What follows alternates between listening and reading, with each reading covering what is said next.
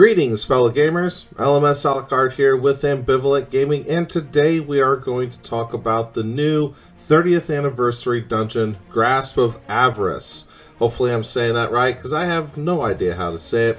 Either way, this is the new dungeon based in the Cosmodrome and comes with the 30th anniversary edition pack. So if you haven't purchased that bundle, you will not be able to run this dungeon.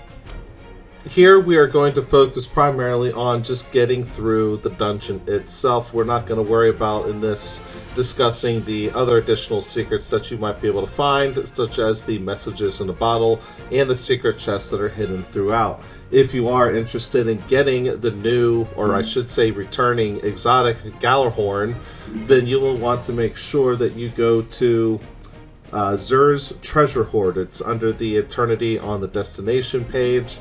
Go on there and you should be able to get a quest called And Out Fly the Wolves. I will actually leave a link in the description below to a website that actually goes through each step. It's actually pretty simple, and really the most complicated part of the whole thing is just running through the dungeon and then you just kill a bunch of ads. In any case, let's get right into it. When you first launch in, you're going to be out in the Cosmodrome, which is kind of a little bit different than what a lot of other dungeons will do. But in any case, when you come out, you're going to be seeing a fight taking place between the Hive and the Fallen. You want to make sure you go ahead and start clearing that area out. And there are going to be a couple things you're going to quickly notice. First off, the Hive will be dropping engrams that look like it's a bunch of loot. Sorry, don't get too excited. That is not actually loot. It is a buff or debuff called Burdened by Riches. You can, more or less, as far as I can tell, you can collect as many as you want. There are a couple of uses with these. The first and probably best use of this is if you can reach 10 stacks of Burdened by Riches. Wherever your super energy is at, it will be instantly filled. So if you're able to get those 10 stacks, you can pretty much keep spamming your super throughout this throughout parts of this dungeon. In any case, the second use, and this is the base mechanic of this entire dungeon, you need to deposit just by standing by at a crystal. And that's where the other thing comes in place that you will notice. You will be seeing ads spawning inside a cave and pretty much constantly, almost constantly pouring out from this cave. That is where you need to go to deposit your Burdened by Riches debuff stacks, and you need to be constantly killing the Hive in order to get those stacks. Once you deposit enough of these at that crystal, which again all you have to do is stand near it, it will end up triggering, and in this case the floor will actually break apart beneath you, taking you into the next area. You'll end up dropping down into another sub-cavern that's also got a number of large crystals to just basically make the place look pretty. You're going to try to go through and traverse the path through here. I can tell you there are a couple messages in the bottle type interactables in this area, at least a couple. One of them is pretty much right in the middle of your path, so you will see what I am talking about when I say message in the bottle. You're going to go through here again, clearing out the Hive, and then you're going to end up at a place called the Rusted Gangplank. And this is where things get interesting. This area, and for probably the next one or two areas, basically if you're able to go somewhat quick, it's going to be a few minutes if not more, is a puzzle area. And especially if you are trying to go through this blind, it can be a little unforgiving. Basically, there are traps everywhere. There are pressure plates on the ground. There are switches that if you flip them will either do a super bungee movement on you, which means you collide and die, or what's a lot of fun is spikes will come out and impale you. My point here is if you would prefer to go through this part blind and try to figure out the puzzles for yourself, that is 100% fine. I wish you the best of luck, and hopefully you don't die too many times. But essentially, this video, I'm going to go straight through how to get through this as quickly as possible, and you're actually able to skip a lot of the different ads along the way and whatnot. you go straight to the boss fight, or whatever it is you would like to do. In any case, when you first enter this area, Rusted Gangplank, you're going to see that vault and 2 doors on the right. You want to go through the second door, and you're going to flip that lever that is right next to the door. As soon as you go inside, there's going to be a pressure plate on the floor. Do not step on it, jump over it and across to the lever that is across the room. After that, you're going to turn around, go back outside, and you'll notice that the vault door has opened. You're going to go through and going to see a gap. You need to jump across this gap, but keep in mind that first platform you land on will open up underneath you. The good news here is the room that you do need to go to, the next switch you're supposed to hit, is right underneath that platform. So you could just let yourself drop like you see me do here and go straight inside. Otherwise, just jump all the way across and then turn around, jump back, and go flip that switch. After that has been done, you need to make your way back to that main outside area that you were just at, and you're going to start climbing up. You're going to go pretty much as far up as you can, and you're going to notice there are 6 different paths that you can try to take. You want to take the one that is at the far end on the right side. Okay? You'll step on that pressure plate at the end of the hall into the next area, and just like before, you're going to keep climbing up. Now, keep in mind, at one of the platforms as you try to climb up, there is another pressure plate on the ground. Try not to step on it if you value the life of your guardian. Anyways, this next area is largely just doing the same thing repeatedly as you're trying to go through. Instead of me going through and kind of discussing all the turn left here, go across there, yada yada yada, and getting tired of hearing my boring ass voice, I'm just going to go ahead and let the video do the talking.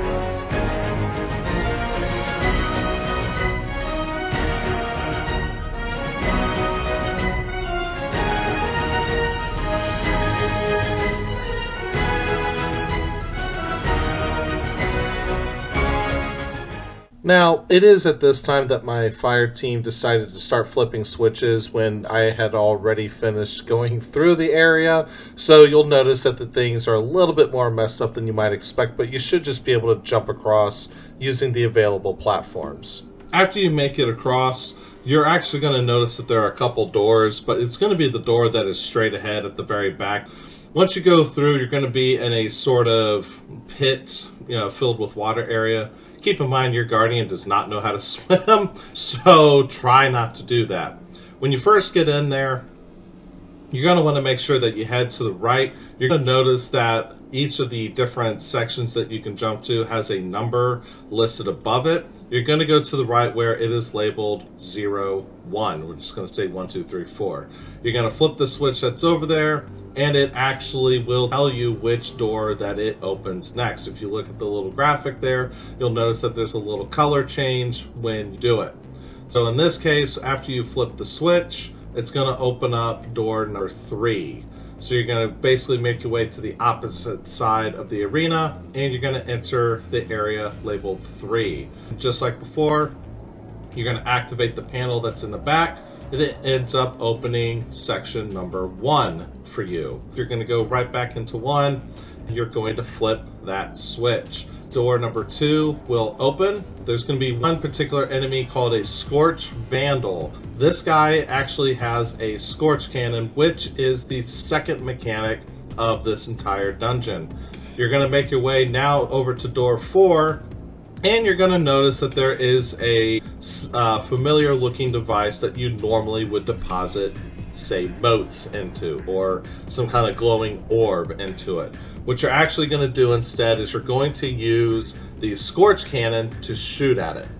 Either you need to shoot at it multiple times at where you would normally make your deposit, or you can shoot a single blast and hold the trigger down until you get a powerful enough blast to trigger it in one blow.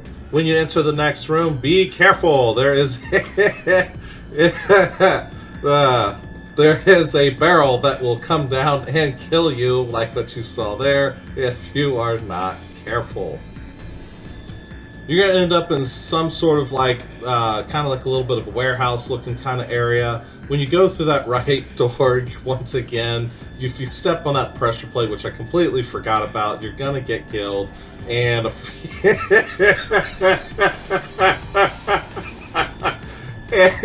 apparently he didn't learn from my mistake.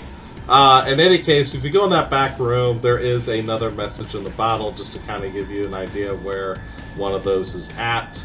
But really the direction you're supposed to be going, you need to go back out into that main room, and there is a stack of boxes, crates, whatever, in front of this truck here that leads you up. Again, it's in front of the truck, stack, and you'll see your next path is actually lit by a lantern, just to kind of help you, you know, with the guiding here.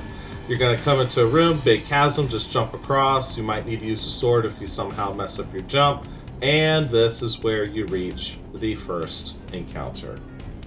This encounter does combine the two mechanics that you've just learned about. So when you kill the hive, not including the thralls, you are going to get the burden by fortune debuffs, and there is the crystal right there, right behind the boss, just on the other side of the chasm here. And there's also the Scorch Cannon Vandal. You can actually see he's over there shooting at the hive right now. And you're going to use his Scorch Cannon to open up 2 bay areas to kill hive and get more of the burden buff. The goal here is to deposit as many of those as you can into that crystal, and when that happens, the ogre there is going to succumb to the temptation of it, and he will drop his defenses. It is at that point that you can start doing damage. Now, so what I'm going to show you here without me talking is one particular cycle of doing this. Have fun.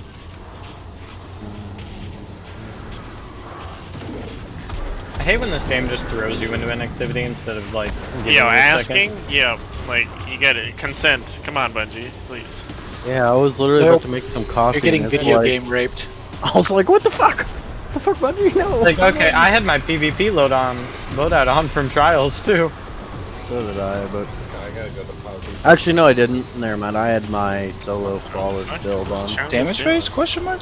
Yeah, looks like it. I'm not gonna damage it. What? Damage bait, yeah. What are you talking about? Okay. What I don't know what's going on here. Yeah. Oh, this is a giant fucking obstacle right there. Okay, did not know that was a thing. God damn, this boy be chunky. That's really Yeah, he's a hell of a sponge. And we go again. The only thing I eating wish, fireballs. I wish that the new pulse rolled frenzy. That's my only wish it had. That would have made it even more amazing. Come on. Holy tits! I don't know why everybody's waiting back here. Well placement. Let's go.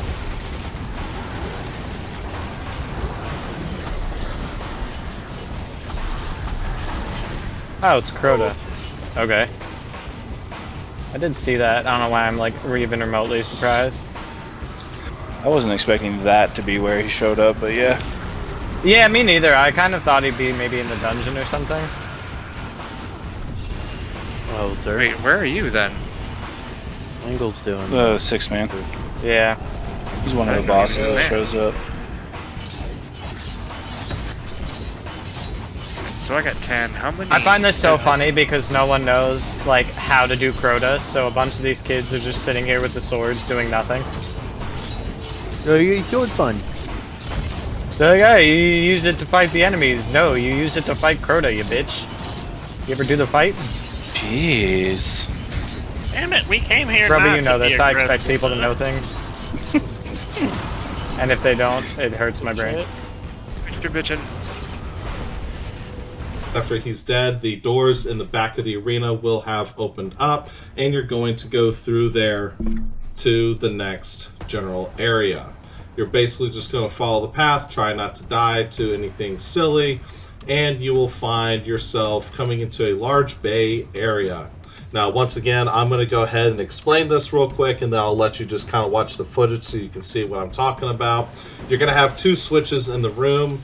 The right switch will kill you, and the left switch will open up the doors. As soon as those doors are open, you need to get up on your Sparrow and start moving.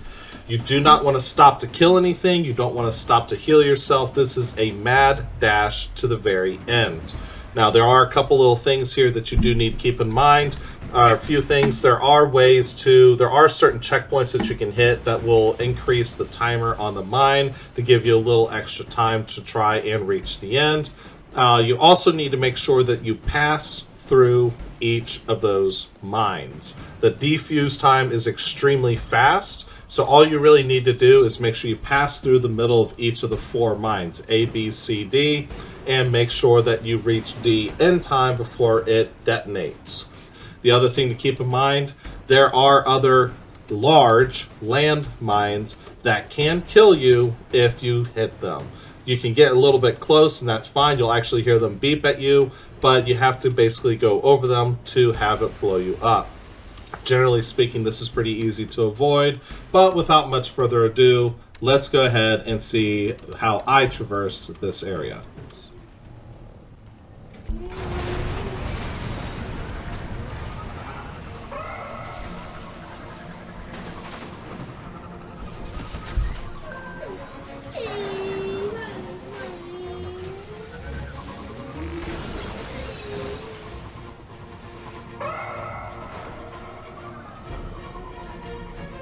Well, that was big dumb.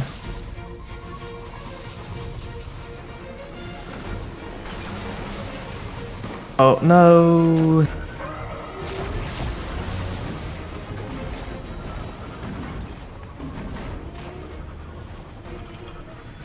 Oh shit.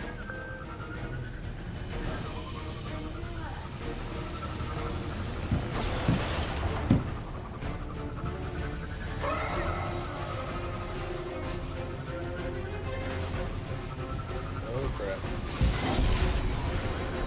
Oh shit. We got it.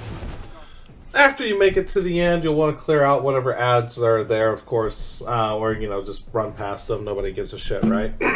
Anyways, you're going to make your way up, and there's actually not too much left to this place. Pretty much most puzzles and whatnot are done. You just have a little traveling to do here. Got to get through this crystal chamber. And when you get to the end of this crystal chamber, you're going to end up at a place called the Sunken Lair. At this place, you're going to see that there is a large chamber here, a lot of places that you can go to. Once again, the two main mechanics are going to come into play here.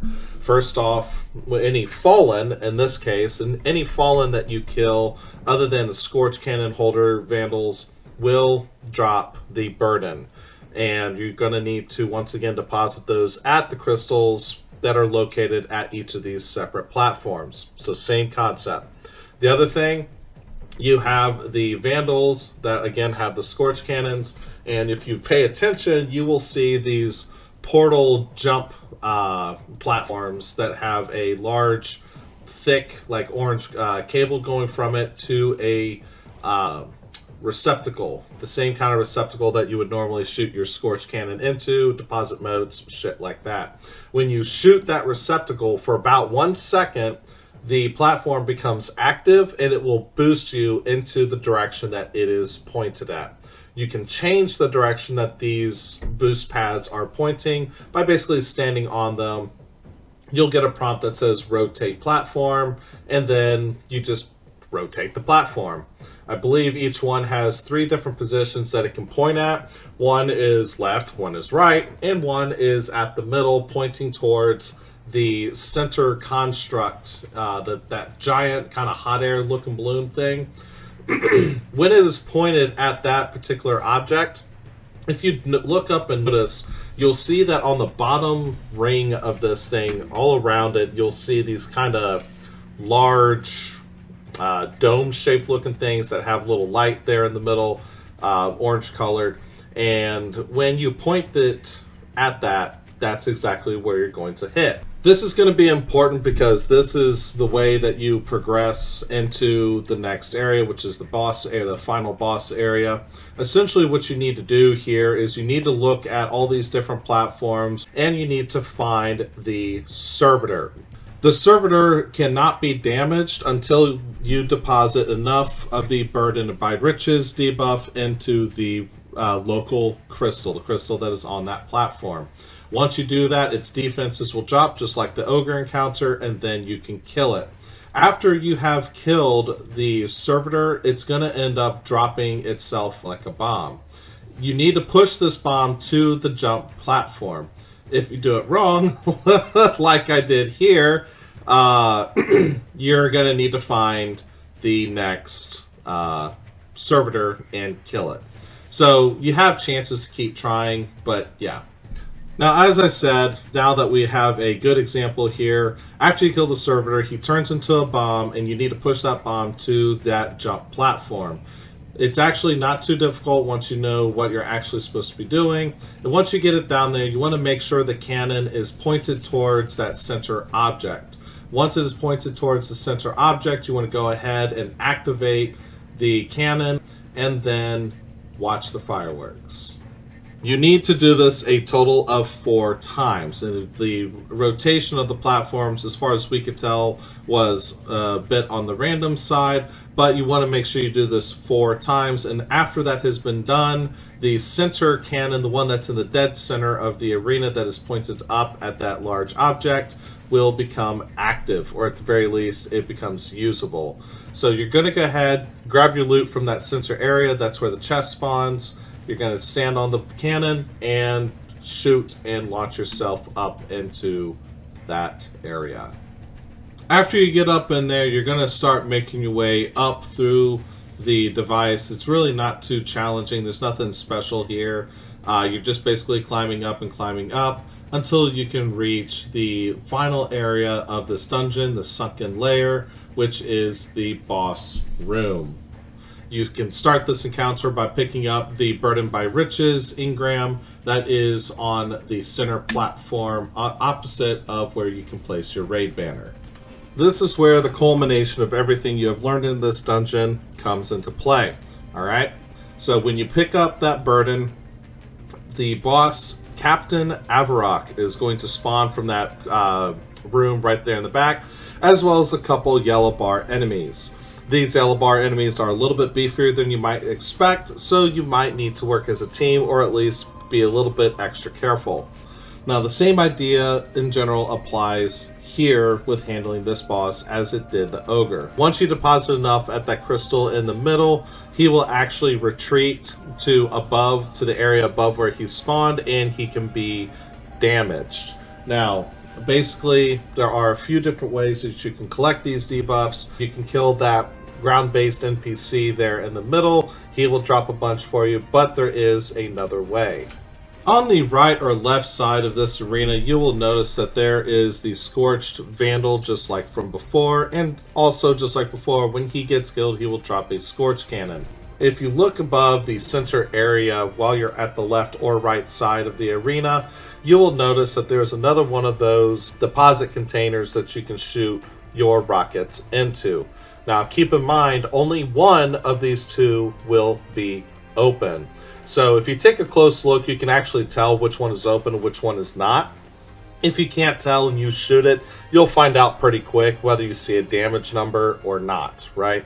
So just like before, you're going to shoot it, and you do have to shoot it multiple times. You need to keep shooting it. Now what you'll notice is as you are shooting it, you're going to see these containers around the room. I believe there are 6 total. You're going to see 6 containers all around the room start raising up higher and higher and higher. When you shoot the deposit thing enough, I don't care what you want to call it, when you shoot it enough, these containers are going to open up, and each of them is going to drop 5 of the Burden by Riches stacks. You want to try to pick them all up as quickly as you can because they do disappear, and deposit as you can as well. So the quick recap on this encounter: you can kill the yellow bar Marauder in the middle to get stacks. You can kill the Scorch Vandal, get his cannon, and shoot the Depositor that's in the middle, hovering. It's mounted above the middle arena, right side or left side. One is open, one is not, and it does rotate. Shoot it enough times, the containers around the room are going to raise up and open, dropping more stacks. Drop as many stacks as you can into the middle until the boss's defense is dropped. Attack the boss, rinse, and repeat. That's really all there is to it. That'll do it for us today. Hopefully you guys found this video helpful. If you did, please hit that like and subscribe button. Also hit that notification bell. We do try to produce content on a regular basis. Also be sure to check us out on Twitch. We have folks that stream on a regular basis, providing you with fresh content daily. Links in the description below. And until next time, game on, brethren.